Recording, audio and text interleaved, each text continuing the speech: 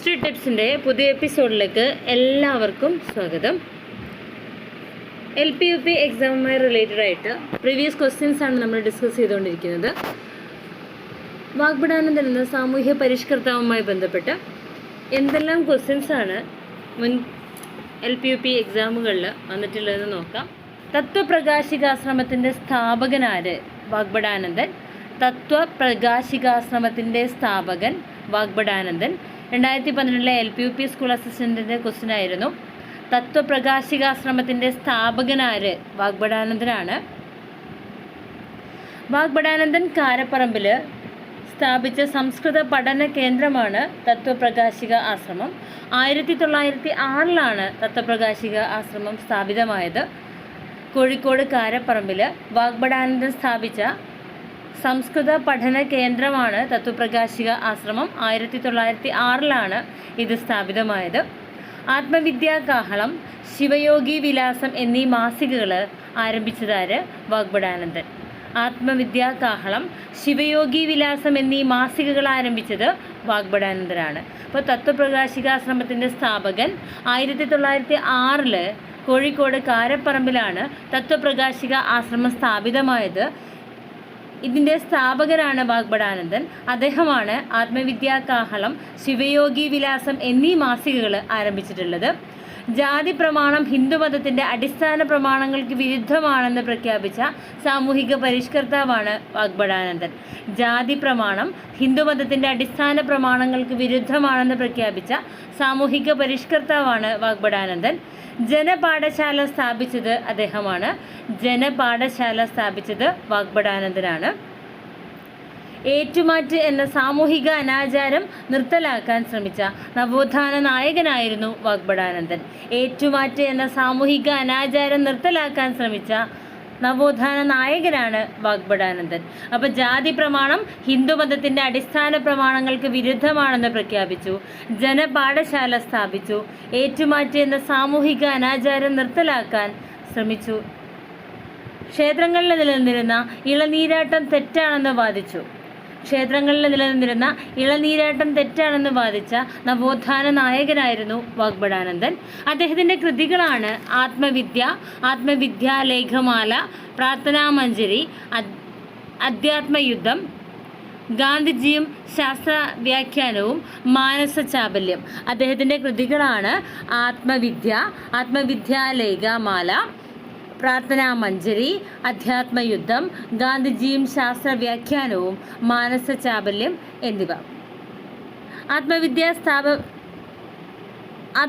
സംഘം സ്ഥാപിച്ചതും വാഗ്ബടാനന്ദനാണ്. ആത്മവിദ്യാ സംഘം സ്ഥാപിച്ചത് വാഗ്ബടാനന്ദനാണ്.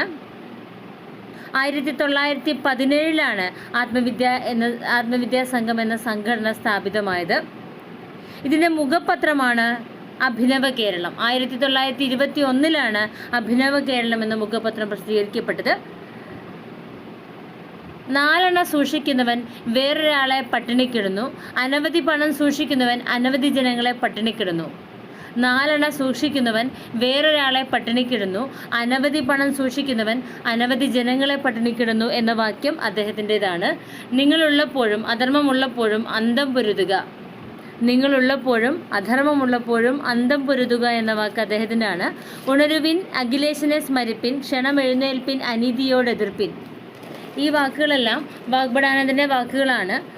4 സൂക്ഷിക്കുന്നവൻ വേറൊരാളെ പട്ടിണിക്കിടുന്നു. അനവധി പണം സൂക്ഷിക്കുന്നവൻ അനവധി ജനങ്ങളെ പട്ടിണിക്കിടുന്നു എന്ന വാക്കും അദ്ദേഹത്തിൻ്റെതാണ്. അപ്പോൾ അദ്ദേഹത്തിൻ്റെ പ്രധാന പോയിന്റ്സ്: തത്വപ്രകാശികാശ്രമത്തിൻ്റെ സ്ഥാപകനാണ് വാഗ്ബടാനന്ദൻ. ആത്മവിദ്യാ സംഘം സ്ഥാപിച്ചത് വാഗ്ബടാനന്ദനാണ്.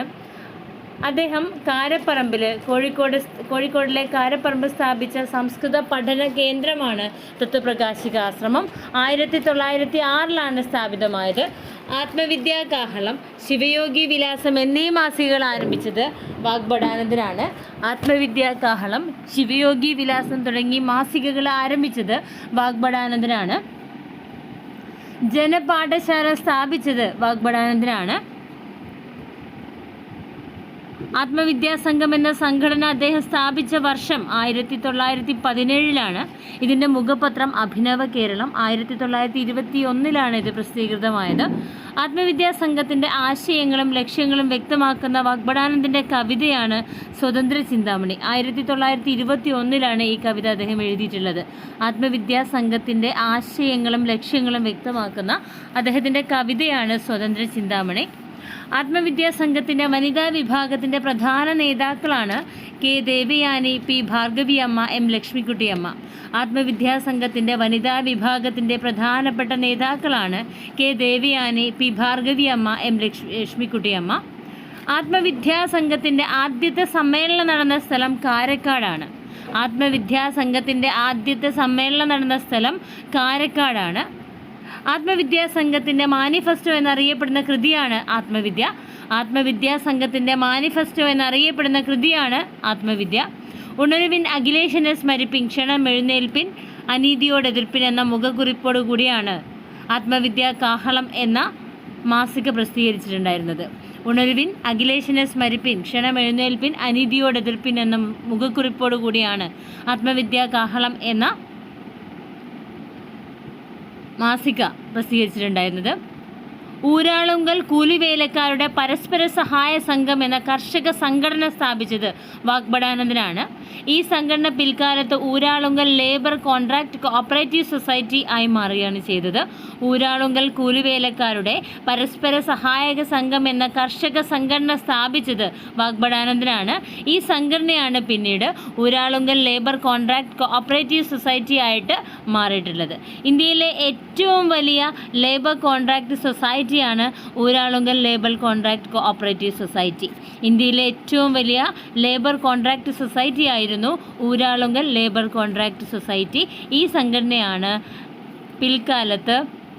സംഘടനയാണ് ഊരാളുങ്കൽ കൂലി വേലക്കാരുടെ പരസ്പര സഹായക സംഘടന എന്ന കർഷക സംഘടനയായിരുന്നു മുമ്പുണ്ടായിരുന്നത്. അപ്പോൾ ഇത്രയും കാര്യങ്ങളാണ് നമുക്ക് വാഗ്ഭടാനന്ദനെ കുറിച്ച് പറയാനുള്ളത്. ഇനി നമുക്ക് സഹോദരൻ അയ്യപ്പനെ കുറിച്ച് നോക്കാം.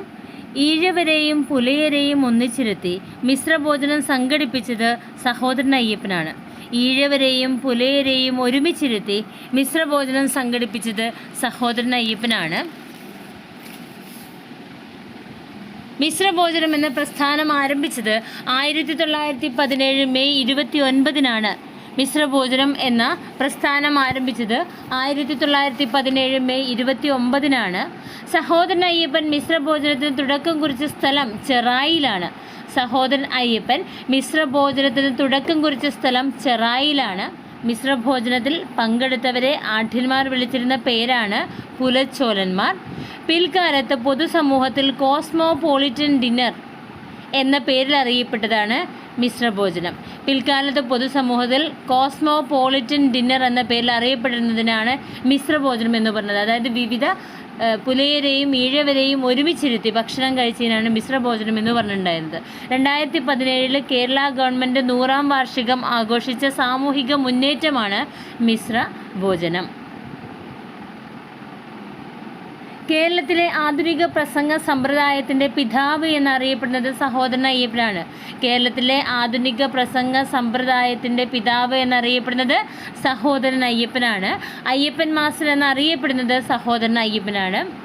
മിശ്രഭോജനം സംഘടിപ്പിച്ചതിന് ശേഷം യാഥാസ്ഥികർ അയ്യപ്പനെ വിളിച്ച പേരാണ് പുലയൻ അയ്യപ്പൻ എന്നുള്ളത്.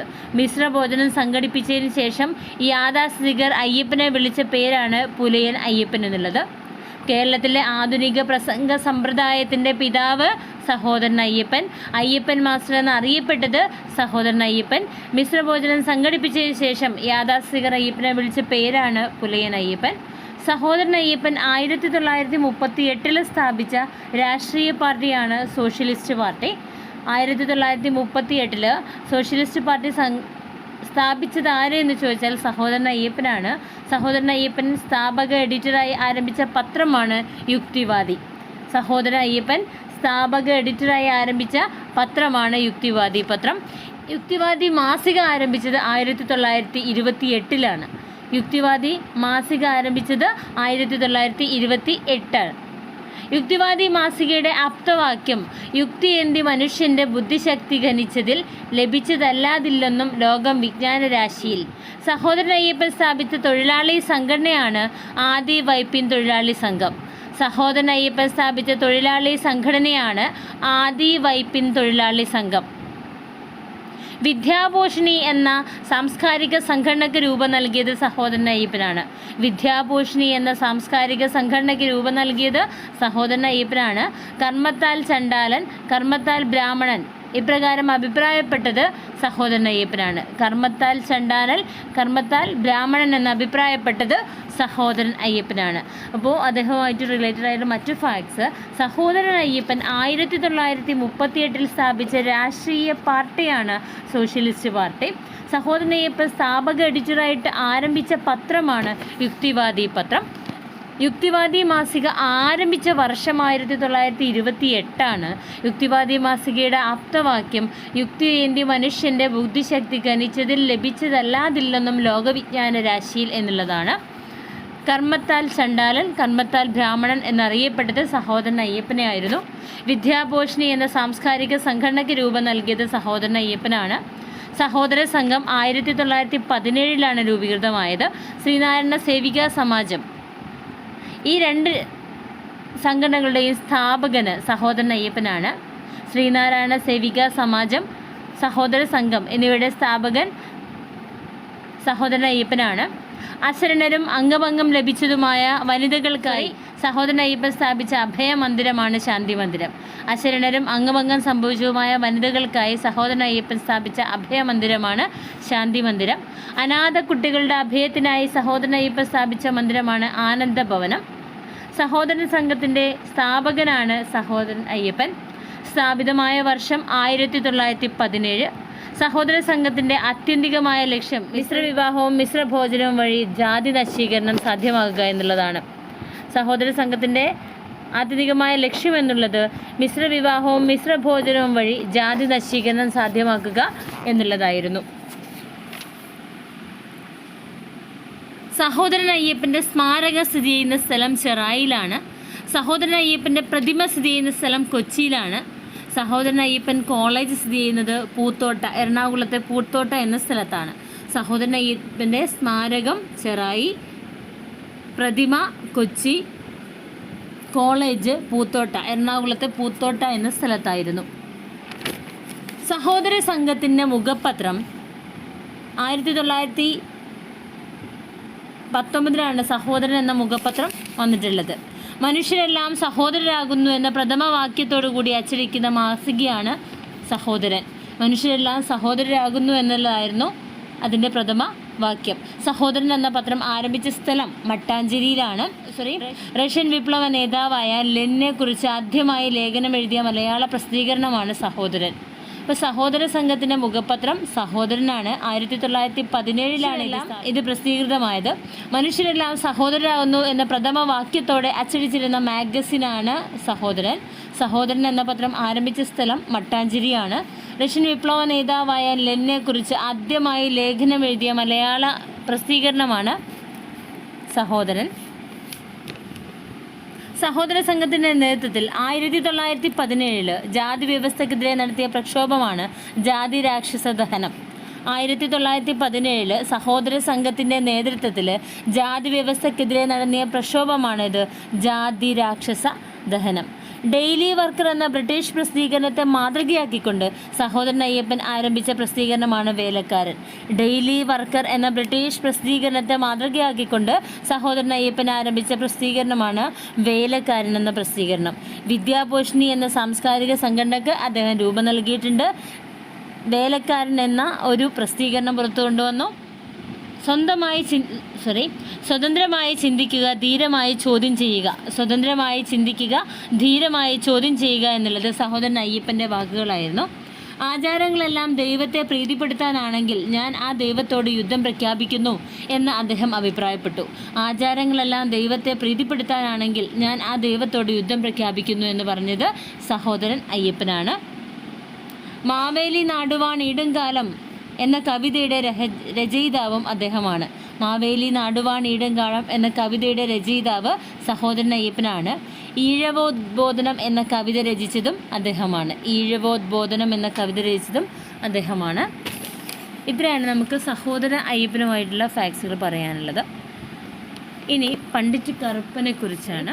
1913 ചരിത്ര പ്രാധാന്യമുള്ള കായൽ സമ്മേളനത്തിന് നേതൃത്വം വഹിച്ച മഹത് വ്യക്തിയാണ് പണ്ഡിറ്റ് കറുപ്പൻ. 1913 ചരിത്ര പ്രാധാന്യമുള്ള കായൽ സമ്മേളനത്തിന് നേതൃത്വം വഹിച്ച മഹാ വ്യക്തിയാണ് പണ്ഡിറ്റ് കറുപ്പൻ.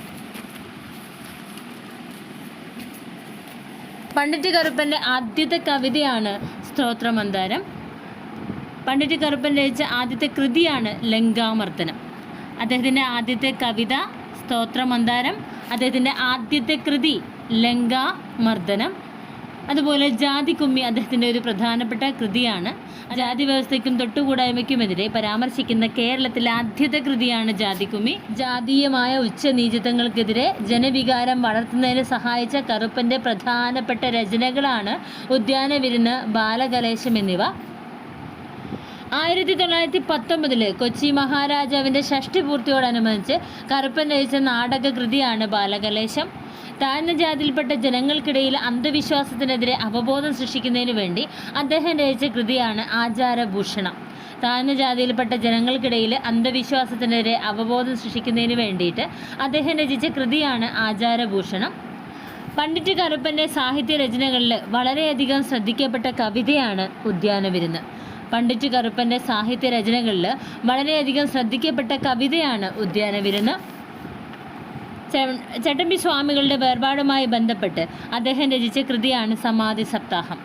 ചട്ടമ്പി സ്വാമികളുടെ വേർപാടുമായി ബന്ധപ്പെട്ട് സമാധി സപ്താഹം എന്ന കൃതി രചിച്ചത് പണ്ഡിറ്റ് കറുപ്പനാണ്. TK മാധവൻ്റെ നിര്യാണത്തോടനുബന്ധിച്ച് അദ്ദേഹം രചിച്ച കൃതിയാണ് ചരമഗതം എന്ന കൃതി. അരയ സമുദായത്തിൻ്റെ അല്ലെങ്കിൽ ധീവര സമുദായത്തിൻ്റെ നവോത്ഥാനത്തിന് വേണ്ടി പ്രയത്നിച്ച സാമൂഹിക നവോത്ഥാന നായകനായിരുന്നു കറുപ്പൻ. അദ്ദേഹത്തിൻ്റെ ആദ്യത്തെ ഗുരു അഴീക്കൽ വേലു വൈദ്യനാണ്. കൊച്ചി നാട്ടുരാജ്യത്തു നിന്നുള്ള ആദ്യത്തെ സാമൂഹിക പരിഷ്കർത്താവ് കൂടിയായിരുന്നു അദ്ദേഹം. സാഹിത്യത്തിൽ കൂടി സമുദായ പരിഷ്കരണം നടത്തിയ വിപ്ലവകാരിയാണ് Pandit KP Karuppan. Pandit KP Karuppan Kochi legislative കൗൺസിലിൽ അംഗമായ വർഷം 1925. കേരളത്തിലെ എബ്രഹാം ലിങ്കൺ എന്നറിയപ്പെടുന്നത് അദ്ദേഹത്തെയാണ്. കേരളത്തിലെ Abraham Lincoln Pandit KP Karuppan. കവി തിലകൻ എന്നറിയപ്പെടുന്നത് പണ്ഡിറ്റ് KP കറുപ്പനാണ്. 1913 കൊച്ചിന് പുലയ മഹാസഭ സ്ഥാപിക്കുന്നതിന് നേതൃത്വം നൽകിയത് അദ്ദേഹമാണ്. 1922 അഖില കേരള അരയ മഹാസഭ സ്ഥാപിച്ചത് അദ്ദേഹമായിരുന്നു. 2022 മെയ്യിൽ പണ്ഡിറ്റ് കറുപ്പൻ വിചാരണവേദിയുടെ പണ്ഡിറ്റ് കറുപ്പൻ പുരസ്കാരത്തിന് അർഹനായത് MK കുഞ്ഞോലിനാണ്. 1913 കൊച്ചി പുലയ മഹാസഭ സ്ഥാപിച്ചത് അദ്ദേഹമാണ്. കവി തിലകൻ എന്നറിയപ്പെടുന്നത് പണ്ഡിറ്റ് KP കറുപ്പനാണ്. കേരളത്തിലെ എബ്രഹാം ലിങ്കൺ എന്നറിയപ്പെടുന്നത് അദ്ദേഹമാണ്. പണ്ഡിറ്റ് കറുപ്പന് വിദ്വാൻ എന്ന സ്ഥാനപ്പേര് നൽകിയത് കേരളവർമ്മ വലിയ കോയി തമ്പുരാനാണ്. 1913 പണ്ഡിറ്റ് കറുപ്പന് വിദ്വാൻ എന്ന സ്ഥാനപ്പേര് നൽകിയിട്ടുള്ളത് കേരളവർമ്മ വലിയ കോയി തമ്പുരാനാണ്. അദ്ദേഹത്തെ സാഹിത്യ നിപുണനെന്ന് കൊച്ചി മഹാരാജാവ് വിശേഷിപ്പിച്ചു.